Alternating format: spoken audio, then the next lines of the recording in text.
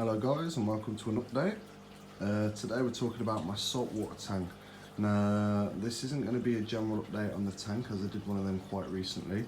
This is going to be a discussion today about auto top-offs. Are they worth the money?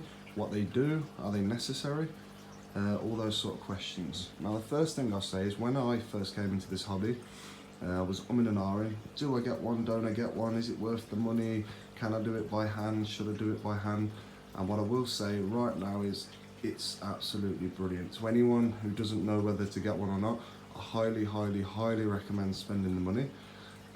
I managed to pick up quite a good deal. I'll show you a dual float switch. Just find my torch, sorry. I don't have a light under there. So I got a dual float switch, as you see there's one there and one on this side. And what that does, it adds a bit of redundancy. So if one, I don't know, say a snail gets down into your sump, manages to pull down one of the float switch, they do have a cover on them, but you never know what's going to happen. It won't overflood your tank, or if one gets stuck at the top, the other one drops down. But they work together, so if one's saying give me water and the other one's saying don't give me water, then it will work out whether they need water or not. And it's brilliant, really good. So for me, it's very simple. As I say, the two float switches down there, you must put it in your return chamber, so where your return pump is if you have a sump, because that is the place where your water will always evaporate. Now, my input, as you can see, currently is sort of attached there. It's very dodgy, tied on with a bit of electric tape, and that is because I've recently removed my my auto top-off box. Before I had it down the side in there, and I was finding I was having to fill it up too often because there's not a lot of room there. So I had it in front of the tank for a little bit. Mrs. wasn't too happy about that. I tried to put it underneath this refugium I've got here with the terrible lid on it. I was going to cut the sides here, I was going to cut down and make a little door so it opened, because this is hollow inside there. But I was a bit worried with the weight of the aquarium and having to cut it, whether it would hold the weight, so I decided against that. So in the end, what I did, I put it inside here. So this little box here, and it's just a 25 litre 25 litre container. Sorry about that. You can't see in there, can you? No, it's just a 25 litre container. That'll probably last me maybe 2 weeks. Yeah, about 2 weeks.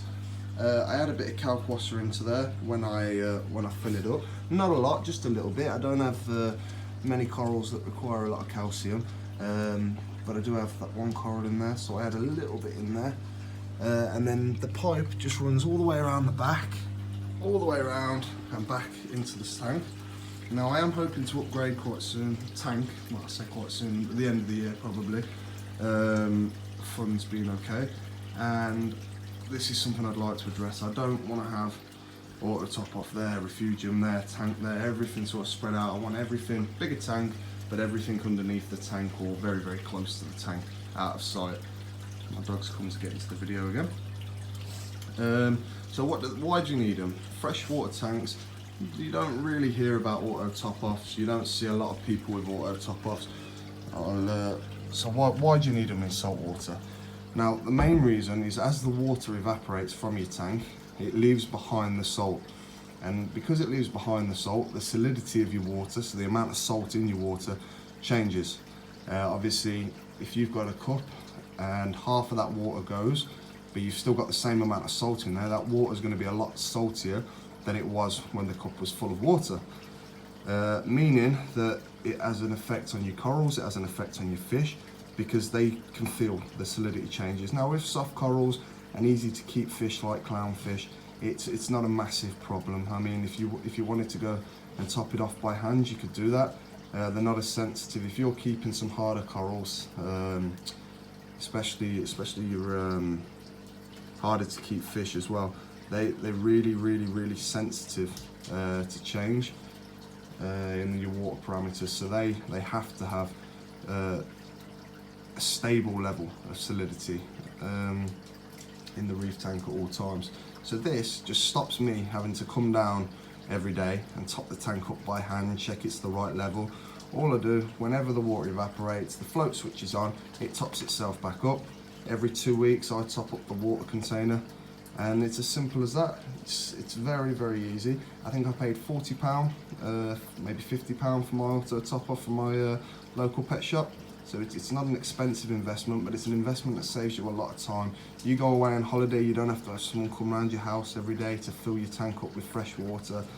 You don't have to worry about whether they're going to forget, whether you're going to forget. It's done, it's on there. You just keep an eye on the level in your auto top off jug and you top it up, and that's it. It's very, very good. I would highly recommend to any new reefers out there. So that's it for today. If you've got any questions about auto top offs, please drop them down in the comment section below, and I'll get back to you as soon as I can. And I do apologise about the state of the glass on this tank. It is Friday, so I've just finished work for the week. Maintenance tomorrow on the tank, so it'll all be nice and clean. So thank you very much for watching, and take care.